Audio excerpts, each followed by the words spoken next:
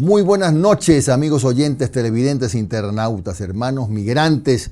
¿Cómo están ustedes? Bienvenidos al programa número 54 de Un Café con JJ por Ecuador TV. Hoy hemos invitado al economista Fausto Ortiz de la Cadena, consultor económico, presidente del directorio de la Bolsa de Valores de Guayaquil, exministro de Economía y Finanzas y columnista de Diario Expreso. El tema es lo que nos deja el 2025 y los desafíos del 2026. Pero para entrar en materia, como dicen los economistas, el contexto es que la economía ecuatoriana en los últimos 10 años ha crecido una media de 1.5% y este año el crecimiento, de acuerdo a los datos que en algún momento comentó Fausto Ortiz, el crecimiento sería del 3.7 a 3.8%. ¿Esas son las cifras que se están manejando, las correctas? Sí, Jimmy, buenas noches. Estas son las cifras correctas. El Central en septiembre, que hizo su segunda estimación del crecimiento económico para este año, habla de 3.8. Los números están bastante ajustados a esa meta, quizás ligeramente por arriba, un poquito más por abajo, pero el 3.8 es un dato bueno.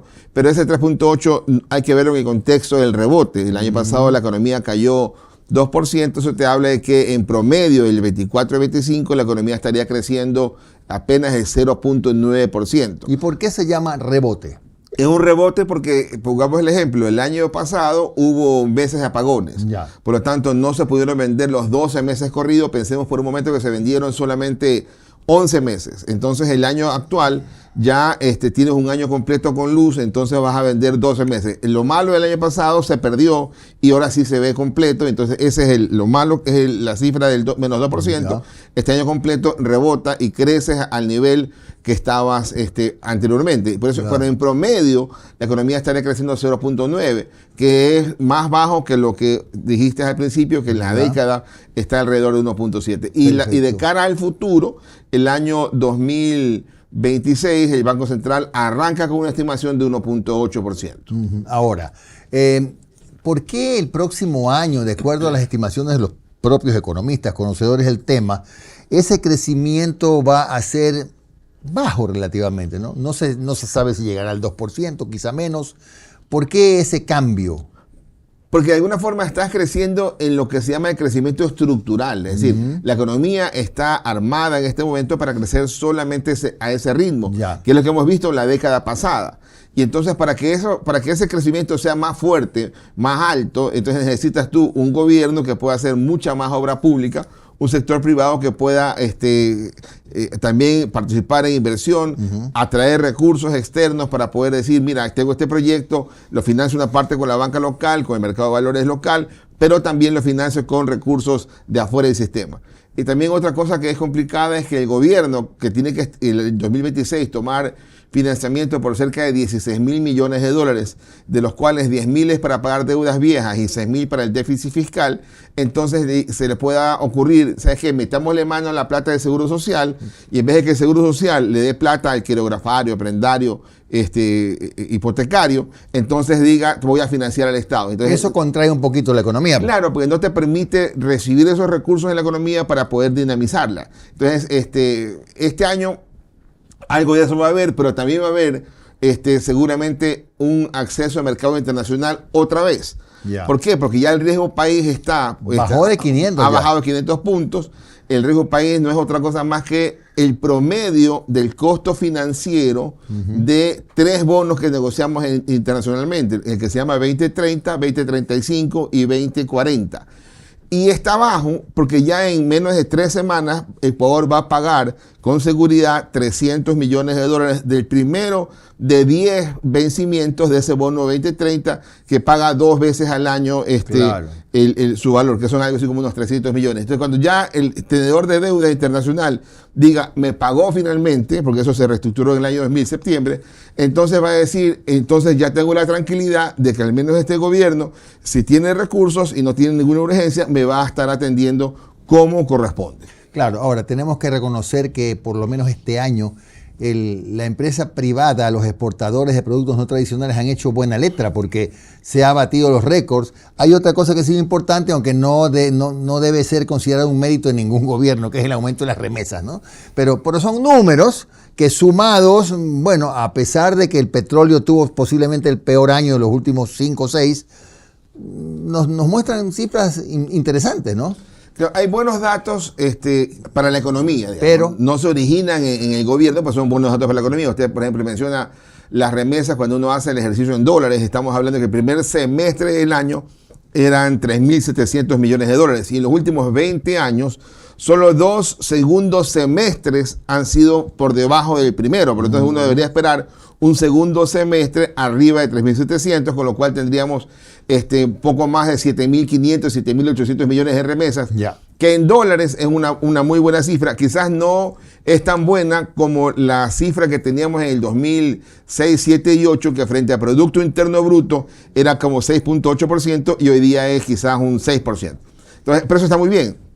Luego, la otra cifra, las reservas internacionales, este año ya superaron los 10.000 millones de dólares, que no es otra cosa que lo que tienen los dueños de la plata, que son cuentacorrentistas del Banco Central, depositados en el Central, y el Central se las tiene disponibles.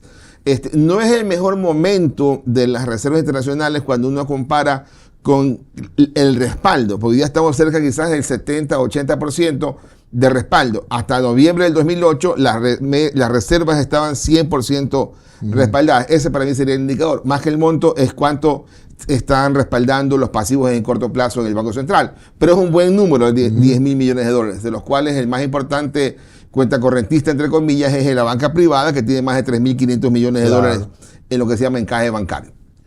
Y luego por ahí uno puede seguir checando datos, por ejemplo, las exportaciones. El camarón el año pasado fue un poquito menos de 7.000 millones de dólares. Este año va a ser algo arriba de 7.000 millones de dólares, superando en exportación al petróleo, que era nuestro principal producto de exportación, y que había que sumar algunos productos de exportación para superar el petróleo. Hoy día uno solo, camarón, lo supera.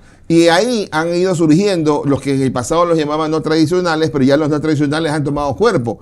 Entonces tienes minería con más de 3.000 millones de dólares, tienes por ahí pesca con 2.000 millones de dólares, flores con 1.000 millones de dólares, que acompañan a este grupo de producción y exportación tradicional, como el banano, que es más de 3.500 millones de dólares, y también otro que surgió hace 3 años, que es el cacao, que está también superando los 3.500 millones en exportación y quizás este año llegue inclusive a superar los 4.500 millones de dólares. Bueno, son buenas cifras, pero aquí viene la pregunta del millón. No obstante, en la calle la gente dice, bueno, que no hay plata, que el sueldo no alcanza, que las cosas están caras. Y al mismo tiempo, usted encuentra, le pregunto, porque usted sabe de esto más que yo, sin duda, edificios que se comienzan a construir y están vendidos en planos. Viene el artista de no sé dónde, se repleta y tiene que quedarse 3 o 4 fechas más. Los centros comerciales abarrotados de gente, no en diciembre, siempre. ¿A qué se debe entonces este contrasentido? Mira, hay que estar también conscientes que hay lo que se llama la pirámide económica, ¿no? Cuando uno dice, oiga, de todos los ecuatorianos, ¿cuál es el ingreso mediano? Es decir, mediano quiere decir, pon una línea y hacia la izquierda el número de personas que ganan un sueldo determinado y hacia la derecha el mismo número de personas. Ese es el mediano, no es el promedio, es el mediano, que separa el mismo número de datos de lado y lado. Entonces resulta que el ingreso mediano, es decir, la mitad de la población gana menos de $400 y la otra mitad gana más de $400. Entonces, en algún momento yo recuerdo un ministro de finanzas, el primer ministro de finanzas del presidente Lazo, Simón Cueva. Simón decía, los que tienen más de $500 son ricos en este país. Entonces la gente le saltó el cuello porque dice, oiga, es una definición equivocada porque 500 apenas es el básico. Pero es una definición económica bastante cercana porque te está diciendo, oiga, si la mitad de la población es menos en esa época, 390, ya ganar 500 estadísticamente era un buen nivel. Pero el concepto, y ahí voy a la pregunta, si uno analiza entonces los edificios grandes, es claro que no lo va a comprar esos departamentos la gente que gana menos de $390. Entonces está hecho para otro segmento de la población. Entonces hay un segmento de la población que puede estar muy acomodada, y es el que fue al concierto de aquella artista famosa, el que fue al otro evento, y que puede comprarse un carro ahora y renovar el de hace 4 años. Hay otro segmento poblacional, que es la gran mayoría de la población ecuatoriana, que vive con menos de $750 o $1,000. Ya $1,000 estás hablando de un segmento de 1,000 para arriba en economía de ingresos mensuales, bien reducido la población. Entonces la población en su gran mayoría es de ingreso mediano y quizás también bajo. Entonces, cómo mides la economía es complicado. Y una forma de verlo, yo digo, es el empleo. Este año, en diciembre, estamos ya a escasas par de semanas a que digan se acabó el año, y entonces el dato al final del año en diciembre, el número de gente empleada va a superar los 3.250.000 personas. Según el INE, creo que hay 320 y pico mil de personas que tienen ya empleo pleno. Más, ¿es verdad eso? Según con qué lo comparas. Si tú lo comparas contra diciembre de 2019, que es prepandemia, recién este diciembre vamos a superar el número de personas que estaban empleadas antes de la pandemia, que es el mismo número de personas empleadas que estaban en el 2013. Eso es terrible porque han pasado del 2013 al 2025, digamos 12 años, y tenemos el mismo número de 3.250.000, para poner un número visible, empleados. Pero cuando hacías el ejercicio en el año 2013, la población económicamente activa, aquella que podía ir a buscar trabajo, era 6,5 millones. Y ahora estás en 8,5 millones. Entonces, gráficamente y grotescamente te dice que hay incrementado 2 millones de personas en posibilidad de trabajar y ninguno ha logrado conseguir empleo. Entonces la situación es complicada porque la gente que está en esa edad de trabajar y deseosa de trabajar se ha tenido que ubicar en la parte del subempleo, del emprendimiento y en el fajarse día a día por su alimentación. Claro, y vamos a hablar en el segundo bloque de lo que nos espera en el 2026 y un tema al que yo le estoy dando, perdón por hablar en primera persona, una singular importancia, y esto es qué puede hacer la academia también para aportar, para ayudar al desarrollo económico del país, porque tenemos una triste realidad, Fausto. Cientos de médicos, miles de médicos desempleados, comunicadores desempleados, abogados desempleados, porque no estamos privilegiando las carreras técnicas, las que tengan que ver con informática, con inteligencia artificial, que es lo que se requiere ahora. De eso hablamos en el siguiente bloque con el economista Fausto Ortiz. Ya regresamos.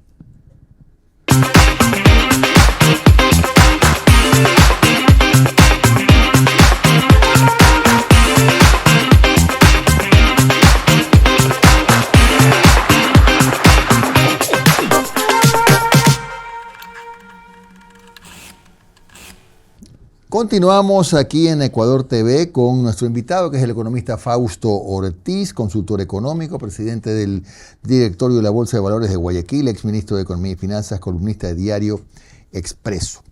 Fausto, ¿hay riesgos fiscales, factores sociales que podrían incidir en el moderado crecimiento del próximo año?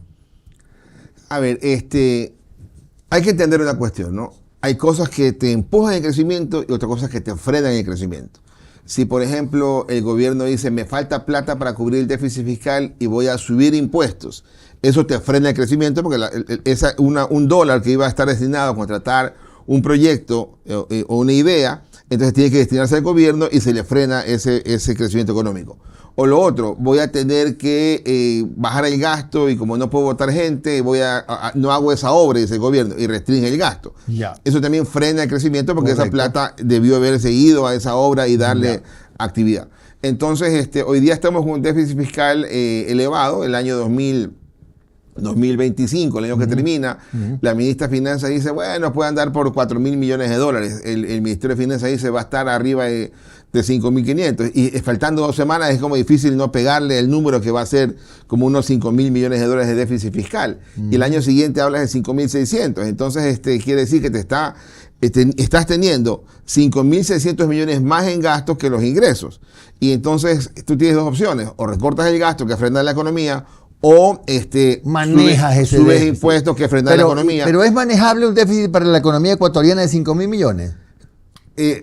Está un poquito alto, ya, pero hay que también verlo en el contexto del Producto Interno Bruto. El Producto Interno Tampoco Bruto es para cortarnos las venas, sí, ¿no? El Producto Interno Bruto es redondeado 140.000 millones de dólares en el año siguiente. Ya. Entonces estás hablando de un déficit fiscal arriba del 3%, pero menos del 4%.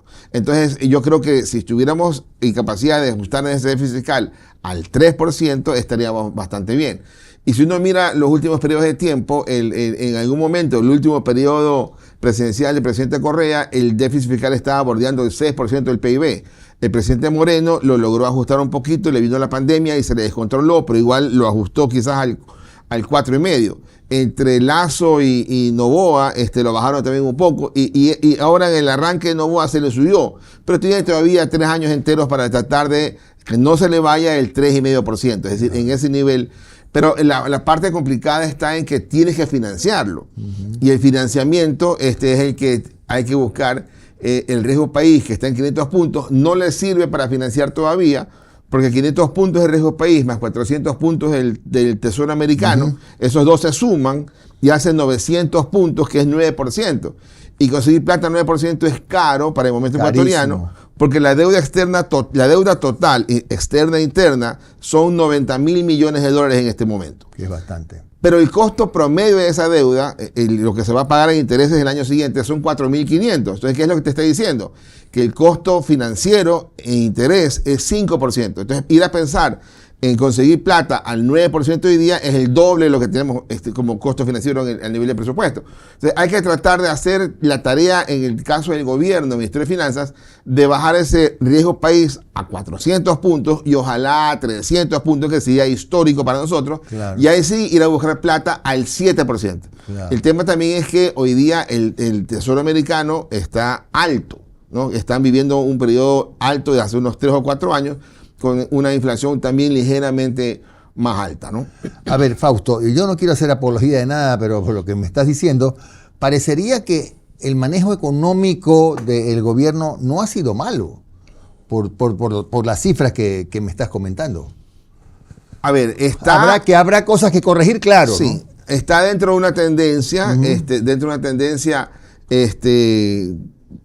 medianamente estancada, que es un poco lo que nos da la dolarización. Ya. La dolarización te da la posibilidad de mantener calma, no te da la posibilidad de crecer. Entonces estamos viviendo en esa tensa calma, ¿verdad? Ya no estamos con la duda, ¿qué será que el que viene va a querer pagar aquí? Entonces estamos estabilizados. Digamos, ya, pero no te sirve, porque hablamos en el segmento anterior del empleo, no te sirve estar estable, porque tú quisieras un poquito más actividad económica para que el empleo también crezca. Entonces, crecer, como plantea el Banco Central, 1.8, sí, está bien, es mejor que decrecer, pero no te sirve, no te alcanza. Entonces necesitas inversión en obra pública sobre todo. Necesitas tú... E inversión extranjera, ¿no?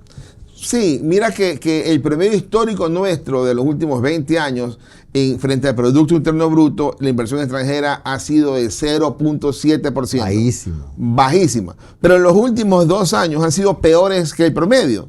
Podrían sido 300, en el año del presidente Lasso fue 300 millones en vez de ser 1.000 millones. Este año quizás podamos estar otra vez regresando a 700 millones, que es muy bajo, porque deberíamos estar ojalá en 1.400 millones, que sigue siendo baja, porque nosotros estamos 5 veces más pequeños frente al tamaño de la economía de lo que debería hacer Perú o lo que hace Colombia. Entonces nos falta mucho. Entonces sí hay cosas que hay que focalizar.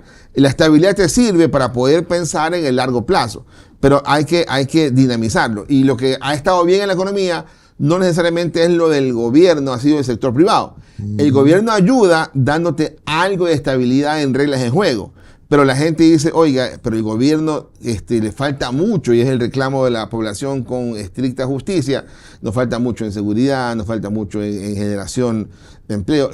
Ahí hay que trabajar todavía, y la calma le permite al gobierno ir a buscar esas metas con más fuerza. Fausto, ¿por qué es tan baja la inversión extranjera? Entonces sí hay razón cuando se ha dicho repetidamente que aquí hay leyes que no le dan seguridad a la inversión extranjera.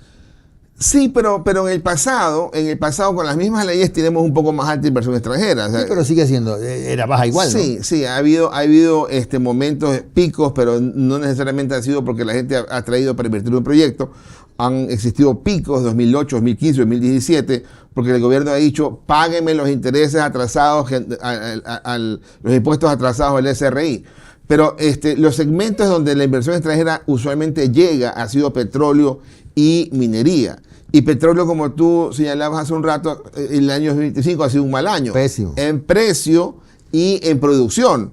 Entonces, el gobierno necesita decir y establecer qué quiere hacer en petróleo, cómo quiere recibir plata en el campo petrolero, qué quiere hacer en minería, por ahí están algunas cosas más claras, qué proyectos mineros pueden emprender con más fuerza y cuidar los temas ambientales, que de alguna forma el gobierno ha sido bastante claro en que quiere minería responsable, pero ahí esos son los campos donde se demanda inversión extranjera con más fuerza y donde quizás hay mucho por hacer. Ahora, estoy consultando con mi asesor, que es ChatGPT, que hay un nuevo tipo de energía barata y eficiente, que no sé si se llama eólica, es una, y la otra que produce la actividad volcánica. ¿Es correcto que esa energía es barata, es manejable y que hay interés en invertir, dado que este país tiene volcanes para exportar en sentido figurado? Sí.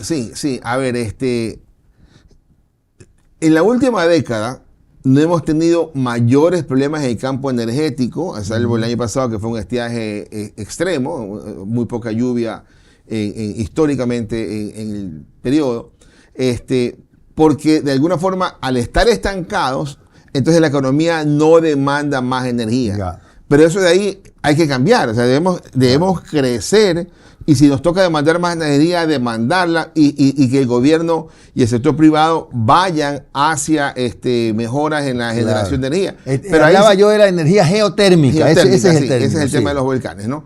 Entonces, ahí hay que hacer un cambio constitucional para que el sector privado pueda involucrarse más en todo el proceso, porque hoy día el sector privado puede entrar, pero es en todo el proceso completo, en donde no haya mayores restricciones para cierto tipo de energía. Entonces, donde la inversión el Estado no la pueda hacer, que la controle, pero que tiene que irse generando, porque necesitamos crecer año tras año en 500 megawatts anuales, y eso de ahí no puede ser sustentado en el tiempo con una barcaza o con energía que venga desde las redes de Colombia. Entonces, ahí hay que trabajarlo, porque si queremos que la economía crezca, debemos acompañar también con los medios para que le dé su alcance. Claro, mencionaba esto de la energía geotérmica, porque tengo información que efectivamente hay interés de afuera, incluso ya está en desarrollo un proyecto que en cualquier momento sería anunciado, porque es una energía que produce vapor, agua, altas temperaturas, muy poco contaminante, y que está empezando a imponerse en algunos países, ¿no? Mira, sí, decías tú también la parte eólica, hablas con la gente de Loja y te dice, oye, en Loja no tenemos problema de energía, los eólicos que están acá nos han funcionado, ¿no? Entonces, tienen 2 proyectos ya en desarrollo. Sí, entonces hay que ir trabajando en eso, porque en algún momento, si la economía logra despegar, entonces vas a sentir mucho dolor cuando digas, ¿por qué no empecé antes el tema eléctrico en cualquier formato? Y para cerrar, ¿qué pasa con el IES? ¿Cómo se hace para que ya los jubilados no tengamos que estar oyendo todos los días el tema de que más o menos ahí viene el lobo? Después de 2 años, después de 3 años, no te voy a pagar tus pensiones jubilares. Yo de 60... voy a empezar a administrar mi jubilación. Ajá. Para poder alcanzar, aunque sea un poquito de tiempo, a ese IES con fuerza. Mientras no se corrija el tema del IES, cada vez va a ser un ente más débil. Entonces, ¿por qué hay problemas? Antes habíamos 9 afiliados que pagábamos para un jubilado, o sea, que atendíamos y apoyábamos. ¿Y ahora? Ahora quizás sean 4, quizás sean 3, lo cual es terrible, porque te dice, oye, se está armando un problema al interior de una bola de nieve. Una bola de nieve en seguridad social. Y el Estado es el que tiene que ir aportando. El Estado tiene que darle el 40% de esa jubilación. Y entonces eso no se dio durante 8 años. En 3 años, perdón. Sí, del 2016 hasta el 2021. 8.000 millones más o menos. Hubo atrasos y se está algo poniendo al día.